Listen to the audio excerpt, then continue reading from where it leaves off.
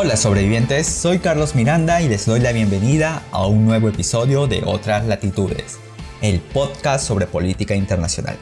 Estamos contentos porque ya hemos regresado a nuestro horario nocturno y espero que nos quedemos ahí.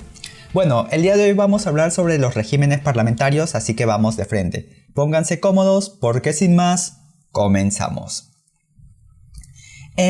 Desde hace ya tiempo quería dedicar un episodio completo a este tema porque considero que no podemos entender las dinámicas políticas de un país si es que desconocemos cómo funciona su forma de gobierno. Para nosotros analizar Latinoamérica o Estados Unidos es más sencillo porque vivimos en regímenes presidencialistas con características que a grandes rasgos conocemos de una u otra manera. Sin embargo, en países cuya forma de gobierno es el parlamentarismo, las relaciones entre el poder legislativo y ejecutivo y todo lo que esto conlleva como consecuencia es muy diferente. A ver, un régimen parlamentario es una forma de gobierno donde existe una separación entre el jefe de Estado y el jefe de gobierno. Mucho ojo con estos dos términos. Y este último, o sea el jefe de gobierno, junto a su gabinete responde políticamente ante el parlamento. ¿Cómo es esto? Miren, sucede que el jefe de Estado es quien representa al Estado y su figura es simbólica o representativa como por ejemplo un rey, mientras que el jefe de gobierno es quien ejerce las funciones ejecutivas. En otras palabras, pues es el papi quien gobierna. En los regímenes presidencialistas, en cambio, el jefe de gobierno y el jefe de Estado son la misma persona, pero aquí no. Ahora bien, el jefe de Estado, quien bien puede ser un presidente o un rey, nombra al jefe de gobierno y es el parlamento quien vota a favor o en contra de dicho nombramiento. Les explico con un ejemplo real. Vamos a agarrar el caso de España. España desde el fin de la dictadura de Franco es una monarquía parlamentaria. Hasta aquí todo ok.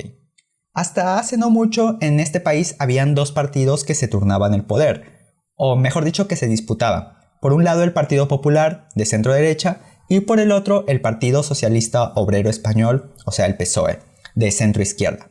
Eso no quita obviamente que existían pequeños partidos territoriales que también tenían representación parlamentaria, pero su influencia política digamos que no era tan decisiva frente a estos dos grandes partidos. Bien, cuando se convocan elecciones participan ambos partidos, cada uno con su líder.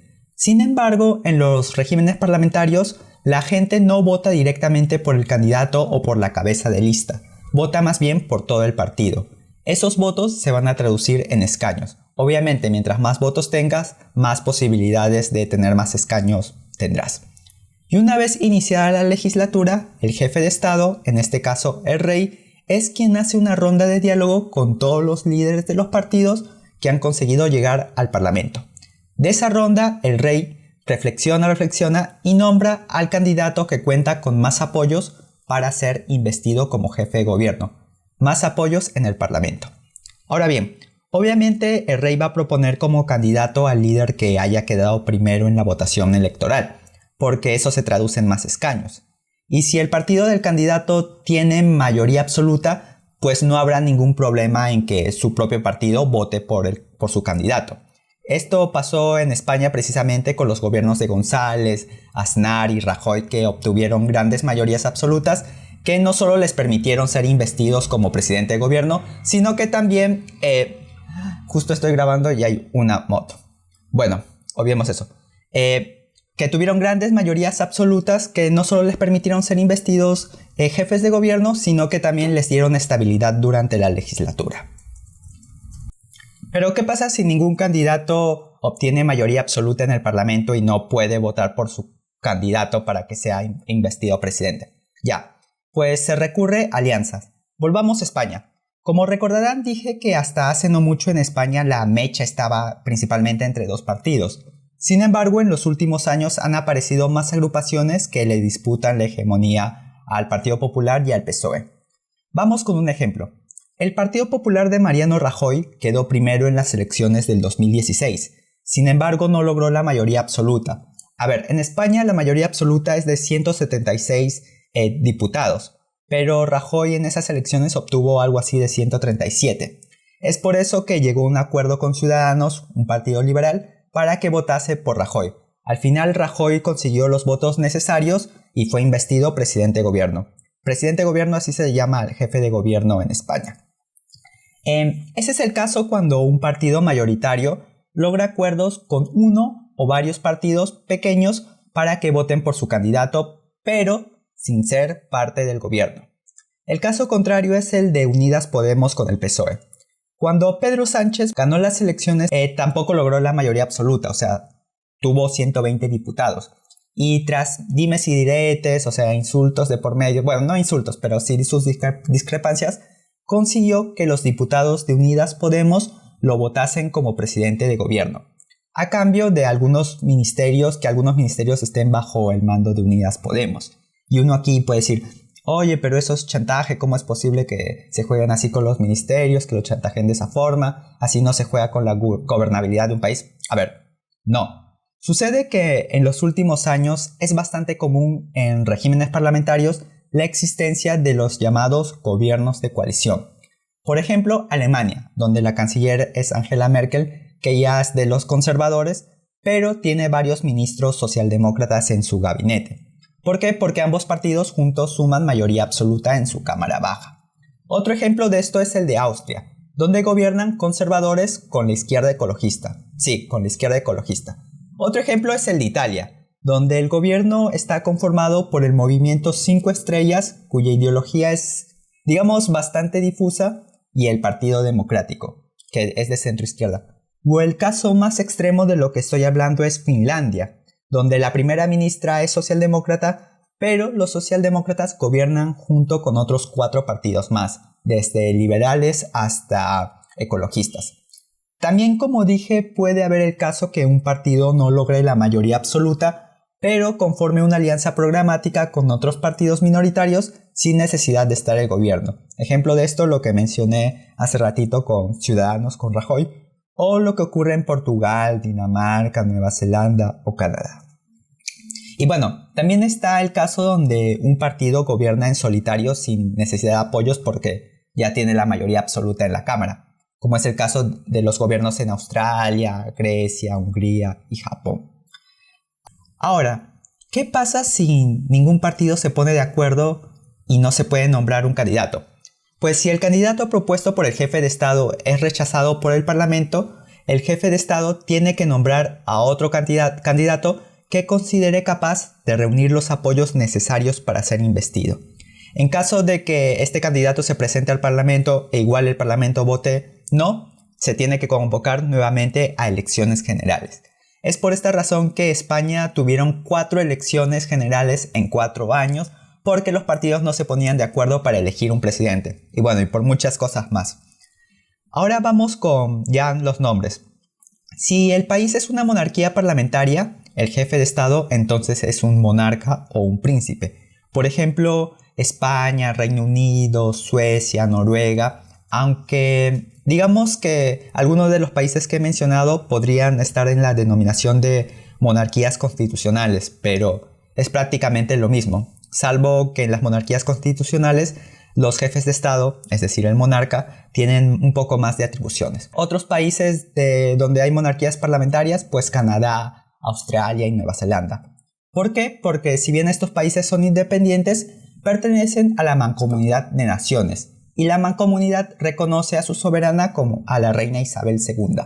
Es por eso que ella es la soberana, pero ella nombra a un gobernador general que actúa como jefe de Estado. Eso es en cuanto a las monarquías parlamentarias. Pero si el país es una república parlamentaria, entonces el jefe de Estado es un presidente, el cual es elegido generalmente por el Parlamento. Ejemplo de esto, pues Italia, cuyo presidente es elegido por el Senado, o Alemania, donde el presidente es elegido por la Asamblea General. Mientras que el jefe de gobierno puede denominarse como canciller, primer ministro, presidente de gobierno. Aquí el nombre es lo de menos. Lo que importa es que cuando ustedes vean que alguien dice, no sé, señor tal es primer ministro, señor tal es canciller, señor o señora tal es presidente de gobierno, ya. Si tiene esos títulos es porque gobierna el país. En resumen, en este régimen el ejecutivo depende del Parlamento, hasta el punto que si si el Parlamento no aprueba los presupuestos del gobierno, se debe convocar elecciones. También se debe convocar elecciones si es que la alianza, el gobierno de coalición, pues se quiebra, porque el gobierno ya no tendría los apoyos de sus aliados para aprobar sus leyes. Bueno, ya teniendo todo esto en cuenta, hacemos una pausa, ya volvemos.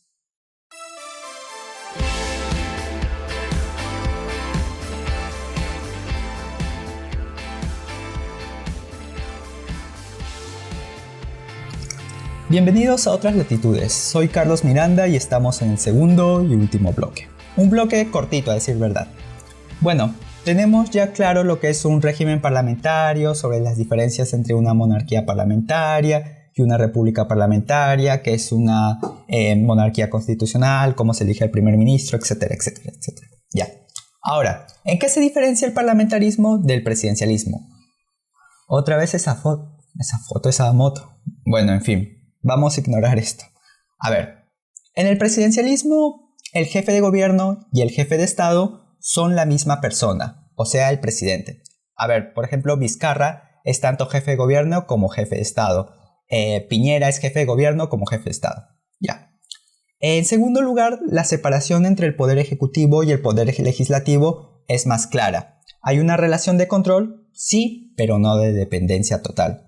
Y en tercer lugar, y más obvio, es que el presidente es elegido por votación directa.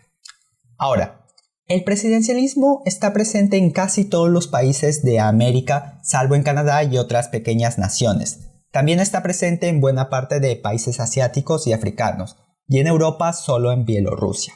Claro que hay países, donde el tipo de gobierno que tiene ciertos elementos parlamentarios, como es el caso de Bolivia y Perú.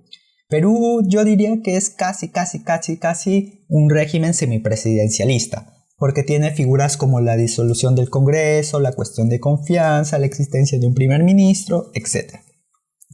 Ahora, el semipresidencialismo o semiparlamentarismo, no importa el nombre, es como una función o como sea esa palabra, entre ambos regímenes. Pero también existen diferencias dentro de esta denominación. Por ejemplo, Portugal es un régimen semipresidencialista porque el presidente es elegido por voto popular. Sin embargo, el presidente no gobierna, sino quien gobierna es el primer ministro, que es elegido por el parlamento. Por eso yo diría que Portugal es más como una república parlamentaria. Pero bueno, dentro de la academia se dice que es semipresidencialista. Y el caso opuesto de esto sería Francia o Rusia, donde el presidente, que es elegido por voto popular, gobierna y nombra a un primer ministro que debe ser ratificado por el Parlamento. O sea, así como el Perú. Por eso digo que Perú es casi semipresidencialista. Y bueno, sobrevivientes, con este episodio he querido condensar las características del parlamentarismo y también compararla con otras formas de gobierno. Con esto las cosas, van a ser mucho más sencillas a la hora de, analizar otros países como Europa o los de Nueva Zelanda o Canadá, cuando toque su momento. Si ya sabías de esto, pues gracias por escucharme. Si no sabías, también gracias por escucharme, pero espero que hayas aprendido algo nuevo.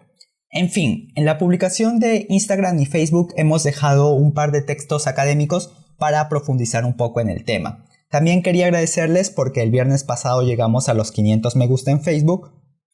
Sonidos de efectos de aplausos. Muchas gracias. Y en esta semana ya pasamos los 800. Gracias por confiar en nosotros, pasen la voz y no se olviden del Instagram que la verdad está un poquito abandonado por ustedes. Gracias, sin más, nos vemos el próximo viernes. Hasta luego.